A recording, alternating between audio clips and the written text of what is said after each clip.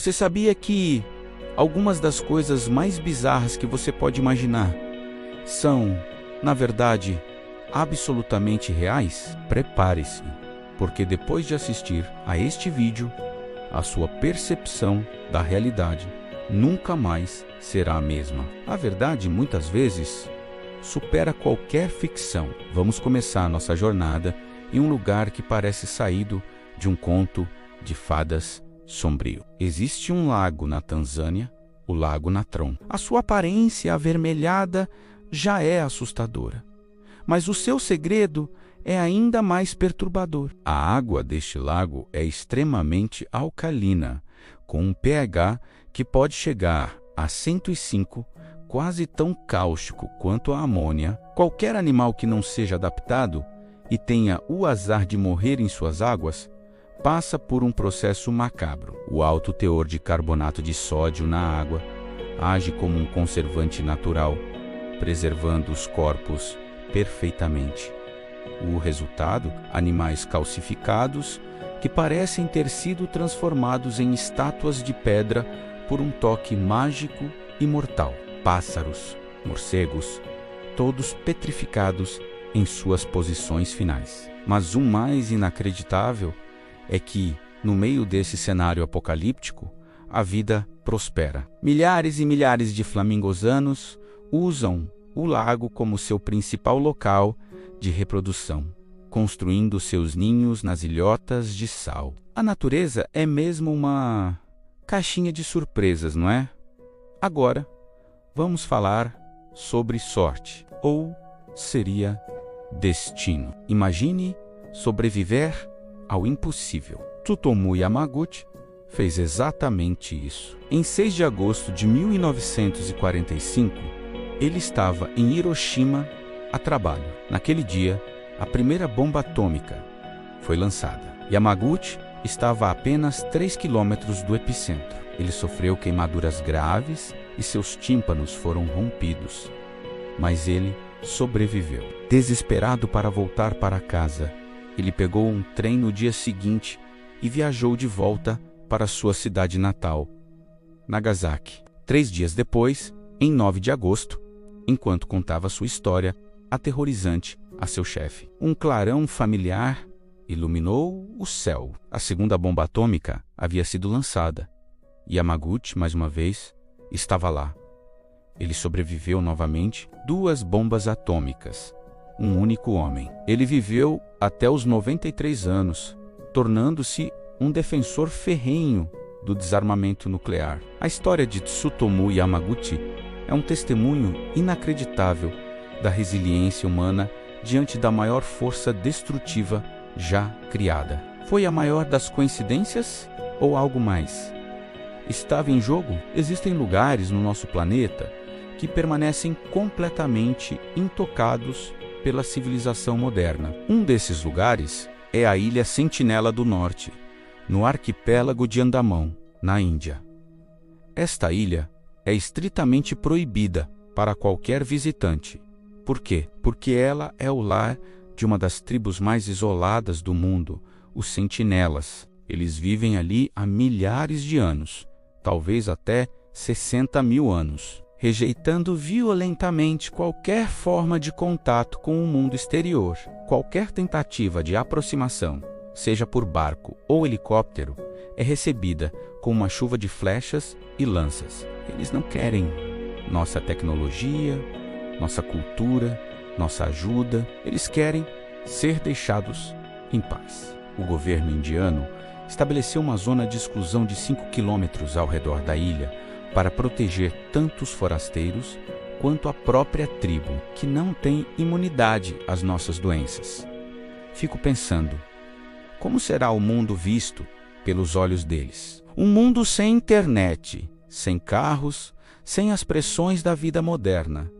Um vislumbre de como a humanidade viveu por milênios. E se recebêssemos uma mensagem do espaço, uma mensagem clara e inequívoca, em 15 de agosto de 1977, algo assim pode ter acontecido. Um radiotelescópio da Ohio State University, conhecido como Big Air, estava vasculhando o céu em busca de sinais de vida extraterrestre. Naquela noite, ele captou um sinal de rádio extremamente forte e incomum, vindo da direção da constelação de Sagitário. O sinal durou 72 segundos e tinha todas as características esperadas de uma transmissão interestelar. O astrônomo Jerry Ehman, ao revisar os dados alguns dias depois, ficou tão chocado com a intensidade e a clareza do sinal que circulou a sequência de dados no papel e escreveu ao lado uma única palavra: "WOW". O sinal WOW nunca mais se repetiu. Até hoje, décadas de busca depois, nenhuma explicação terrestre conseguiu justificar completamente sua origem. Foi um fenômeno natural, desconhecido, ou a primeira e única saudação que recebemos de uma civilização distante? A pergunta permanece. Estamos realmente sozinhos no universo? Imagine uma festa que nunca acaba. Agora imagine que você não consegue parar de dançar. Em julho de 1518, na cidade de Estrasburgo, na França, uma mulher chamada Frau Trofeia saiu para a rua e começou a dançar. Não havia música, não havia motivo aparente. Ela apenas dançou e dançou e dançou por dias. Em uma semana, mais de 30 pessoas se juntaram a ela, movendo-se freneticamente. Em um mês, o número subiu para centenas. As autoridades, perplexas, acreditaram que a cura era mais dança. Construíram palcos e contrataram músicos, pensando que os dançarinos precisavam apenas se cansar.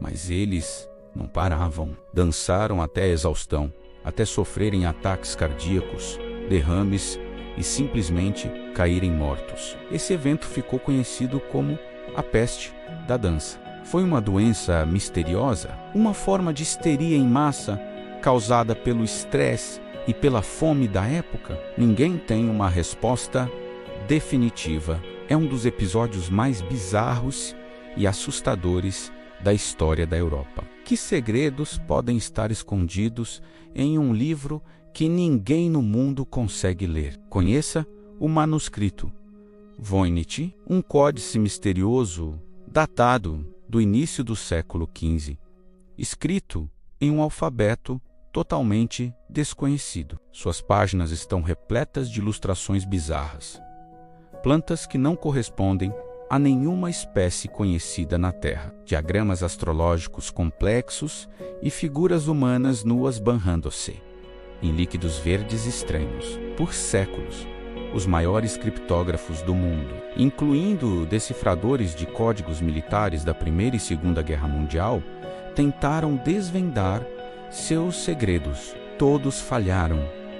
Seria um manual de alquimia, um texto médico de uma civilização perdida, ou simplesmente uma farsa elaborada e genial? O manuscrito Voynich continua sendo um dos maiores enigmas não resolvidos da história da criptografia, guardando suas informações em um silêncio indecifrável. Para fechar, uma história que parece ter saído diretamente de um conto de fadas. No século XII, no vilarejo de Woolpit, na Inglaterra, algo muito estranho aconteceu. 2 irmãos, um menino e uma menina, foram encontrados sozinhos perto de uma vala. Eles pareciam normais, exceto por um detalhe chocante. A pele deles era verde. Além disso, eles falavam uma língua que ninguém conseguia entender e se recusavam a comer qualquer coisa, além de feijão verde. O menino, infelizmente, adoeceu e morreu pouco tempo depois. A menina, porém, sobreviveu. Ela foi batizada, aprendeu a falar inglês e, lentamente, sua pele perdeu a coloração verde. Quando pôde contar sua história, ela disse que eles vieram de um lugar chamado Terra de São Martinho, um mundo subterrâneo onde o sol nunca brilhava e tudo era crepuscular. Eles teriam sido crianças perdidas de outra dimensão, ou talvez uma história folclórica que se tornou lenda. A história das crianças verdes de Woolpit continua a intrigar historiadores e sonhadores até hoje. O mundo é, sem dúvida, um lugar muito mais estranho e misterioso do que qualquer filme poderia nos mostrar. E o que eu te contei hoje é apenas a ponta do iceberg. Se você, assim como eu, é fascinado pelos segredos que a realidade esconde, inscreva-se no canal e ative as notificações, porque existem muitas outras histórias incríveis, daquelas que quase ninguém tem coragem de contar. Obrigado por assistir e até a próxima.